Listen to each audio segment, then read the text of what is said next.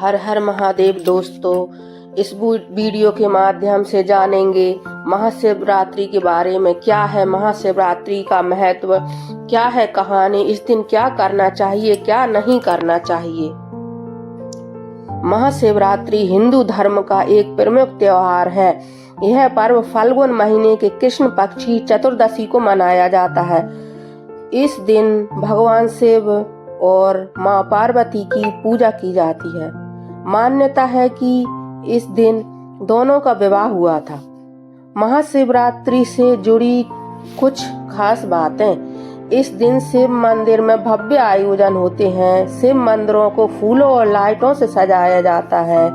भक्त इस दिन व्रत रखते हैं। इस दिन शिवलिंग पर बेलपत्र चढ़ाया जाता है। शिव मंदिरों में शिव के पवित्र पंचाक्षर मंत्र ओम नमः शिवाय का पूरे दिन जाप किया जाता है।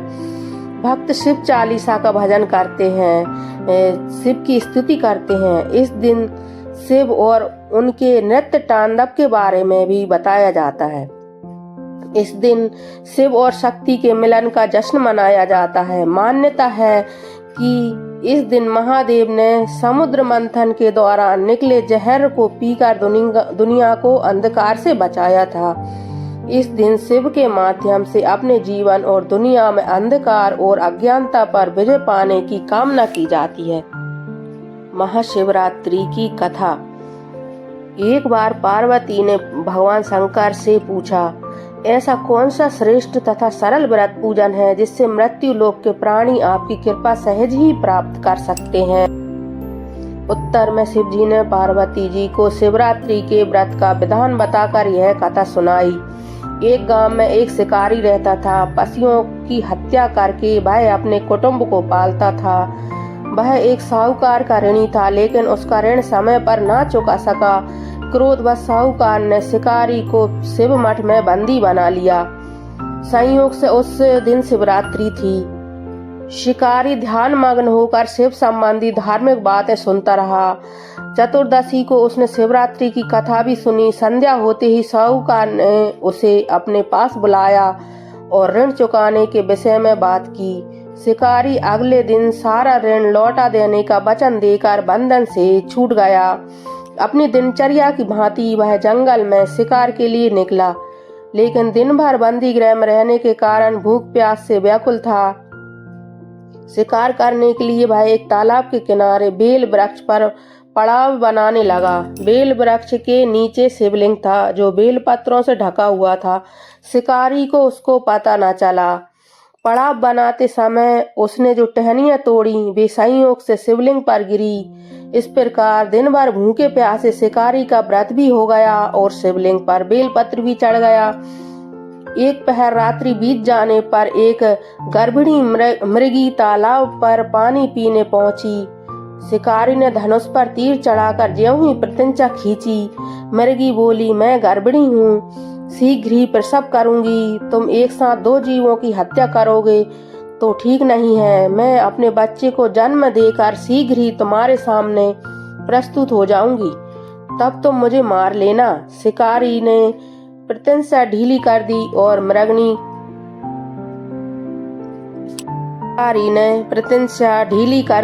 और मृगनी झाड़ियों में लिप्त हो गई। कुछ ही देर बाद एक मृगी उधर से निकली। शिकारी की प्रसन्नता का ठिकाना न रहा। समीप आने पर उसने धनुष पर बाण चढ़ाया। तब उसने देखा मृगी ने विनम्रतापूर्वक निवेदन किया, हे पार्थी, मैं थोड़ी देर पहले ही ऋतु से निवृत्त हुई हूँ, कामातुर गृहिणी हूँ, अपने प्रिय की खोज में भटक रही हूँ। मैं अपने पति से मिलकर शीघ्र ही तुम्हारे पास आ जाऊंगी। शिकारी ने उसे भी जाने दिया। 2 बार शिकार को खोकर उसका माथा ठनका। वह चिंता में पड़ गया। रात्रि का आखिरी पहर बीत रहा था। तभी एक अन्य मृगी अपने बच्चों के साथ उधर से निकली। शिकारी के लिए यह स्वर्णिम अवसर था। उसने धनुष पर तीर चढ़ाने में देर न लगाई। वह तीर छोड़ने ही वाला था कि मृगी बोली, हे पार्थी, मैं इन बच्चों को पिता के हवाले करके लौट आऊंगी। इस समय मुझे मत मार। शिकारी हंसा और बोला, सामने आए शिकार को छोड़ दूं? मैं ऐसा मूर्ख नहीं। इसमें पहले मैं 2 बार अपना शिकार खो चुका हूँ और मेरे बच्चे भूख प्यास से तड़प रहे हैं। उत्तर में मिर्गी ने फिर कहा, जैसे तुम्हें अपने बच्चों की ममता सता रही है, ठीक वैसे ही मुझे भी, इसलिए सिर्फ बच्चों के नाम पर मैं थोड़ी देर के लिए जीवन दान मांग रही हूँ। हे पार्थी, मेरा विश्वास कर, मैं इन्हें उनके पिता के पास छोड़कर तुरंत लौटने की प्रतिज्ञा करती हूँ। मिर्गी का दीन स्वर सुनकर शिकारी को उस पर दया आ गई। उसने उस मिर्गी को भी जाने दिया। शिकार के अभाव में बेलपत्र पर बैठा शिकारी बेलपत्र तोड़कर नीचे फेंकता जा रहा था। वो फटने को हो गई। एक हष्ट पुष्ट मृग उसी रास्ते पर आया। शिकारी ने सोच लिया कि इसका शिकार वह अस्वस्थ ही करेगा। शिकारी की तनी प्रत्यंचा देखकर मृग मीठ स्वर में बोला, हे पारधी भाई, यदि तुमने मुझसे पूर्व आने वाली 3 मृगियों पर तथा छोटे छोटे बच्चों को मार डाला है तो मुझे भी मारने में विलम्ब न करो, ताकि उनके वियोग में मुझे एक क्षण भी दुख न सहना पड़े। मैं उन मृगियों का पति हूँ। यदि तुमने उन्हें जीवन दान दिया है तो मुझे भी कुछ क्षण जीवन दान देने की कृपा करो। मैं उनसे मिलकर तुम्हारे सामने उपस्थित हो जाऊंगा। की बात सुनते ही शिकारी के सामने पूरी रात का घटना चक्र घूम गया। उसने सारी कथा मृग को सुना दी। तब मृग ने कहा, मेरी तीनों पत्नियां जिस प्रकार प्रतिज्ञाबद्ध होकर गई हैं, मेरी मृत्यु से अपने धर्म का पालन नहीं कर पाएंगी। अतः जैसे तुम्हें उन्हें विश्वास पात्र मानकर छोड़ा है, वैसे ही मुझे भी जाने दो। मैं उन सबके साथ तुम्हारे सामने शीघ्र ही उपस्थित होता हूँ। उपवास, रात्रि जागरण तथा शिवलिंग पर बेलपत्र चढ़ाने से शिकारी का हिंसक हृदय निर्मल हो गया था। उसमें भागवत शक्ति का वास हो गया था। धनुष तथा बाण उसके हाथ से सहज ही छूट गए। भगवान शिव की अनुकंपा से उसका हिंसक हृदय करुणानिक हो गया, से भर गया। भाई अपने अतीत के कर्मों को याद करके पक्षचाप की ज्वाला में जलने लगा।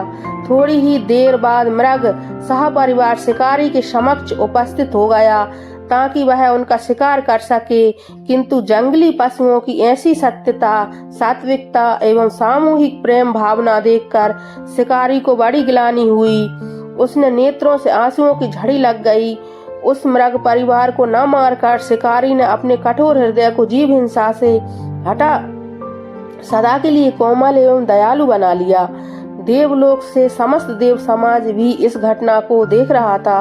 घटना की परिणति होते ही देवी देवताओं ने पुष्प की वर्षा की तथा शिकारी तथा मृग परिवार को मोक्ष को प्राप्त हुआ। आपको यह जानकारी कैसी लगी? अगर अच्छी लगे तो चैनल को लाइक करें, सब्सक्राइब करें और कमेंट में हर हर महादेव जरूर लिखें। हर हर महादेव।